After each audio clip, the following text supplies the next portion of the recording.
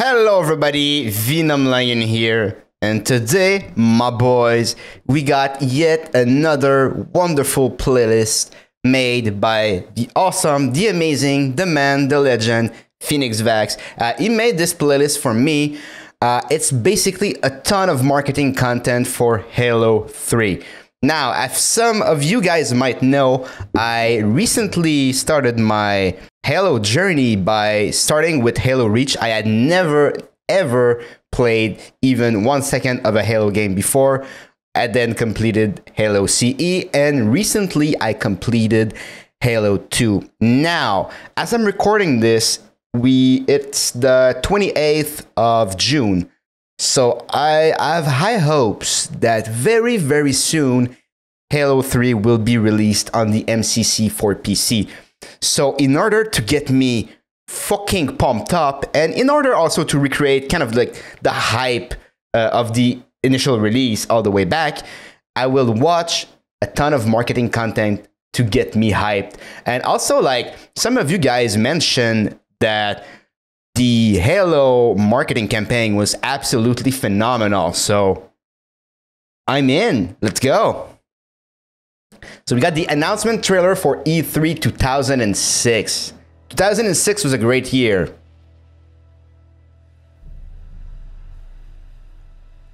So this is the first that fans saw of Halo 3, I imagine. I'm hyped. I'm hyped. I'm hyped for Halo 3, man. I'm a fan of the series now. I'm gonna play all the titles.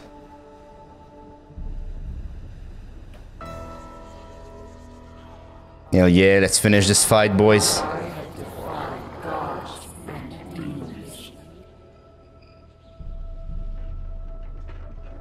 Demons.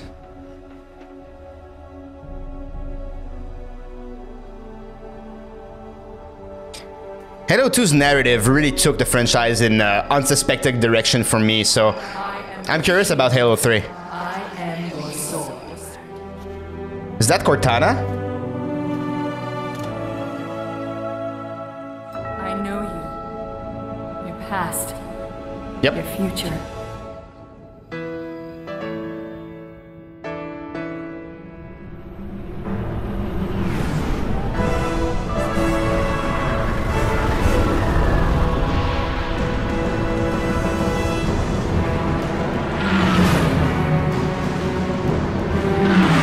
What the fuck is that, dude?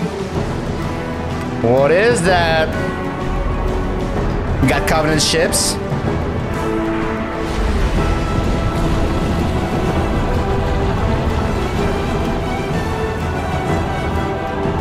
Some kind of underground base or something.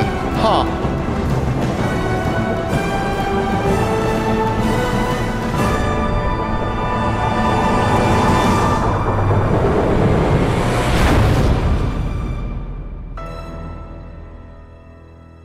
This is the way the world ends. Great trailer. God, I got goosebumps. Holy fuck. Oh.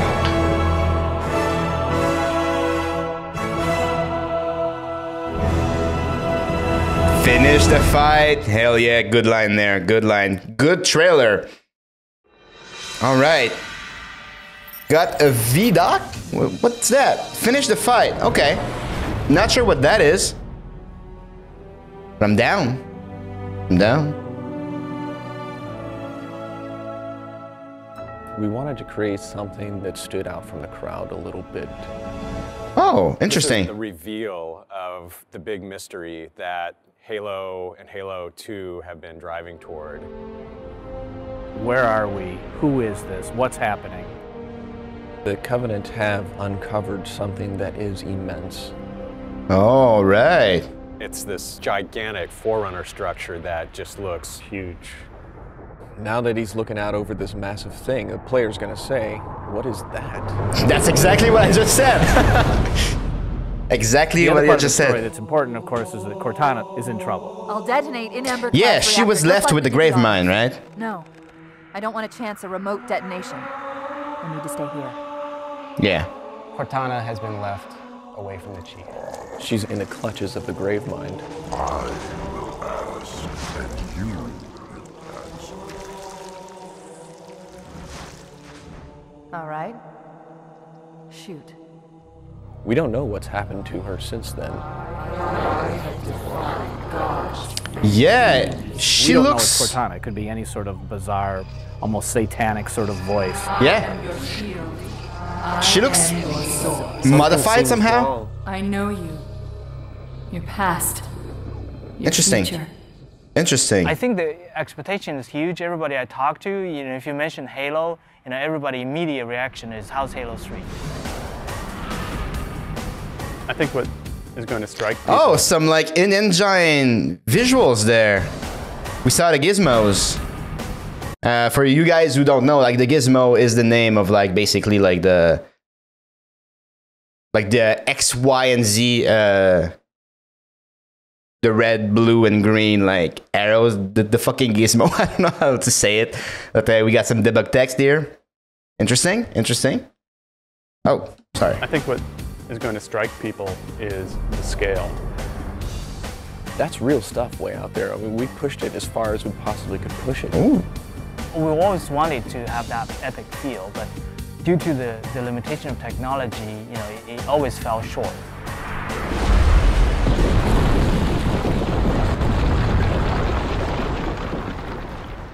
When you're working in I'm high ready. definition, it's a very unforgiving environment. Look at the Master Chief's armor. You see cool things about the Master Chief's armor. You see that he's self-shadowing. You see the textures are very high resolution. There's real-time reflection on his visor. But you look closer, you see he's beat up. He's scratched. He has been through some horrific battle, and we're actually showing that on the Chief this time around. That's neat. Nice little attention to detail. If it's a pre-rendered movie, then there's always going to be speculation about, well, yeah, sure, your engine's not going to be able to do that. And I think what we're trying to show firmly is that our engine can do the stuff that we say it's going to do, and it's doing it right now. What we're building here is our bar for where we're going to shoot for in real gameplay. Interesting. And also, like, if you guys haven't seen, I made like a reaction video to the Halo 2 documentary. Links down in the description below. But what they said in that documentary was that basically they had to, after E3, where they announced Halo 2, a huge amount of stuff that they did for the Halo 2 E3 event was scrapped because it was so cheated and scripted that they basically could not take any of that stuff for the main game. I wonder if they learned their lesson and they were able to not do that with E3. And to me, how they spoke there, to me, it sounds like they did. I think they come out of E3 for Halo 3 with some tech like ready, and they probably came out of E3 ready to enter like full-on production for Halo 3. Interesting, interesting. It's great. There's 90 guys here. Half of them are artists, half of them are engineers. And it's like oil and water. All the left-brain people and all the right-brain people. And both groups think that they're really the people in charge. Apparently engineering is quite important. Oh, of course, it's a science. I like to draw pretty pictures. So I get to do that, I suppose. It's all about the lighting. It's all about the everybody's the detail, important. The bump mapping. I can't remember all Everybody. the technologies and the Huda and the triple specular shields and so on and so forth. In Halo 3, you have, like entire dynamic range available for you. So, things are bright, things are dark. You have the whole contrast there. For example, the sky. It's a new way of doing our sky, like from Halo 2. Every now and then, it'll catch my eye still, and then realizing, wow, I can't believe we're able to pull that off. For the announcement, it's gone really well. It hasn't been as much of a, monkey shit fight as it could have been. Poon would be people make decisions that affect us and they don't really worry about it. Like, oh, it's all right, the sound guys will figure it out at the end of the chain. And we do, always, but sometimes it feels a little like you got shat on a few too many times.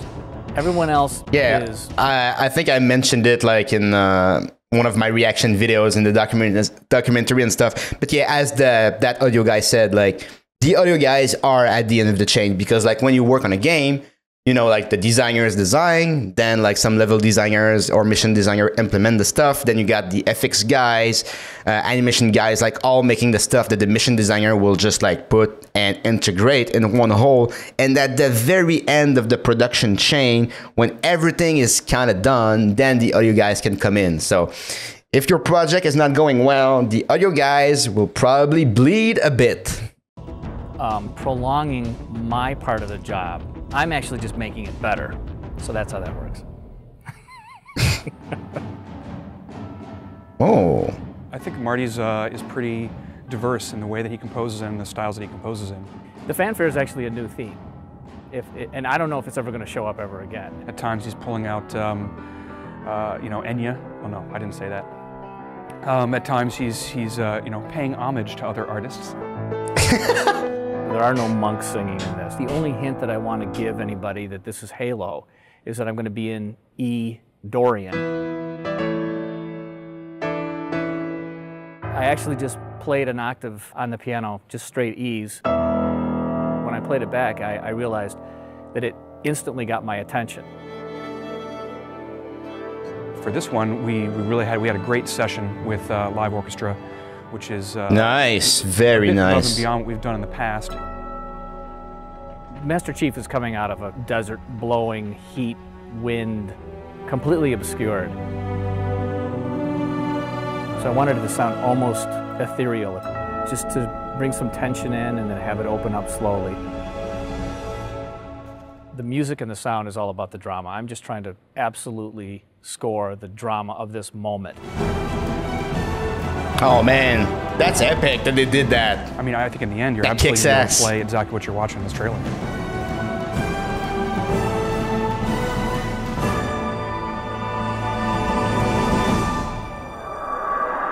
This is Spartan 117. Can anyone hear me? Over. Yes. Well, we had such a great ending to Halo 2 where Master Chief said, I want to finish the fight. Master Chief, you mind telling me what you're doing on It's that a nice ship? line on which to end the game. Finishing this fight. Yes. Which nice line. had most Halo players universally screaming and throwing their controllers at their TVs because they didn't get to finish the fight. Well, I didn't say anybody threw their controllers. They know. Dropped it in amazement. They fucking know. Listen, developers, we know when fans aren't happy, alright? We fucking know. Started in Halo 1. You guys are vocal. Let's just say. We're trying to raise an awful lot of questions about what on earth is going to go on in this game. No pun intended. We want this to be the Return of the King. We want this to be the final chapter in an epic trilogy. Yes. And part of it's already here. It's going to be cool. This is the game. This is the engine. This is what Halo 3 is going to look like.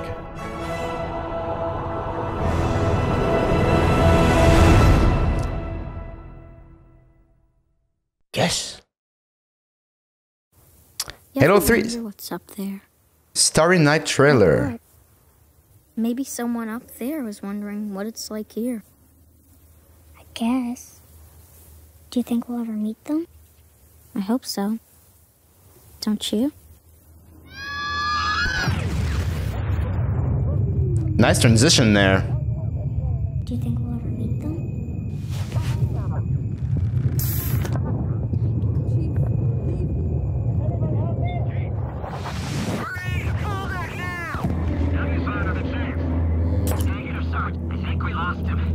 Not yet.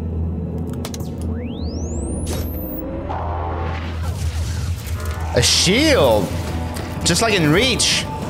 Interesting. Interesting.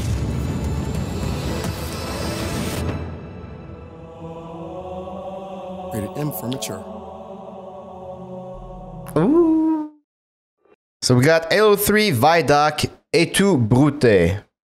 Oh, that's a line from Thomas Edison when he created the telephone, right?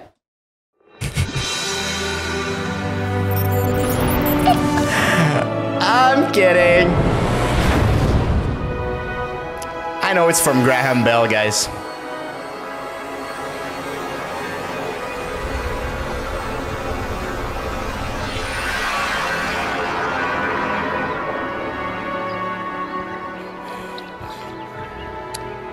So Halo 1 and 2. Is all about the things that we want in Halo 1 and 2. The brutes were added in a little too late, I think. And we didn't have a chance to really flesh them out. And so that's what we're doing for Halo 3. Alright, so these boys are back, makes sense. The flavor for a character is often very difficult. You sort of have to feel it out as you go. The brutes in Halo 2 were meant to be more like the barbarians in Rome. We wanted the brutes to typify that abusive, evil invader. But right from the start, the design of the brutes was not consistent about reinforcing that they are meant to be worthy adversaries for the player. Huh. Now that the elites have left the Covenant, it gave us a problem for Halo 3. Yeah, one less archetype. The brutes to behave kind of similar to the elites. They have to be totally redone because they're not interesting to fight. He was just a bit dull, yeah. Yeah, true. There were no interesting reactions. There wasn't an interesting death. The only tactic the player has is just pump them full of lead until they fall down. Interesting. It doesn't really turn out to be really good gameplay. Interesting. They're fine as one archetype. But yeah, okay, so that's interesting, right? Design-wise, because they're mentioning that the elites have left the Covenant. Yeah, so you end up like having a few less archetypes variation for combat design. And you need a lot of archetypes in order to make the gameplay good, you know? And if you replace all these elites with brutes, that's gonna be a problem, my dude. So, interesting. Interesting. Going back and trying to recreate a character like this is one part art and one part science, and the art part is very difficult to understand just exactly how long it's going to take. Concept artist tries to communicate through composition what the idea is trying to get across. Yeah.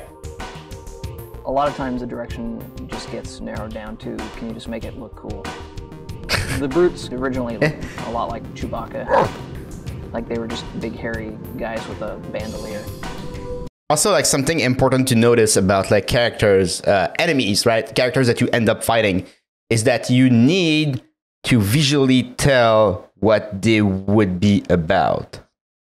Example, if you, well, the brutes are kind of a good example, right? Like if you take Halo 2, the brutes are big, hairy, and strong. So you're like, oh, they're going to take a lot of damage. So you're like, oh, they're going to melee me too, right? So, like, visually, they make sense with what they do. If you have, like, I don't know, like a very light and thin archetype, then you can tell that this guy will probably be fast, like things like that. So, like, a lot of the concept artists need to actually know what the game, like what the stats of that enemy will be, so that they can reinforce those in the look of the enemy, you know? I looked at a lot of animal reference, rhinoceros and some gorilla. Their natural body plating is brutish. This was our way of like kind of pulling them into the fold of the Covenant. They've got kind of ancient looking buckles and gauntlets and leather straps holding all that stuff together, making them a little more serious bad guy, I hope. Oh, interesting. Yeah. Everything the character does, whenever the character moves, we've created an animation for it. Holy fuck! In which way that character moves, that kind of makes him unique. That was brutal. These days now we got our animation reference area upstairs. We just take it upon ourselves to go film us doing each individual motion and then work that into our animation. If a brute is punching the face off a Marine, we're going to embellish that. We're going to make him punch the jaw off too. We're going to make him just punch straight through that Marine. God damn, man! Damn, that looked like in real life. I was just like, When I look over, these are and see great. Jeremy doing something, I'm like, oh, that's really cool. How can I work something like that into his moveset? It's exciting to see Nice what shit. Jeremy does tomorrow and what Bill does the next day. It's always a new... Me too. But not John. No. Not so much me. No. Nobody likes John. Poor fucking John. Players who are familiar with the brutes from Halo 2. Damn, I think that guy was in the Halo 2 documentary, right? He lost a fuck ton of weight. Oh, Sandbox Design Lead. Sandbox. So will Halo 3 feature more open levels than Halo 2? Because I really loved Halo 2, but the more sandboxy design of CE was actually missed a bit in Halo 2. So, We'll notice that these brutes are fully armed, fully equipped, and are not going to be pushovers.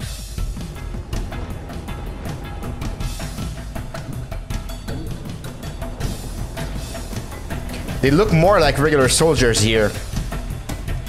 Interesting.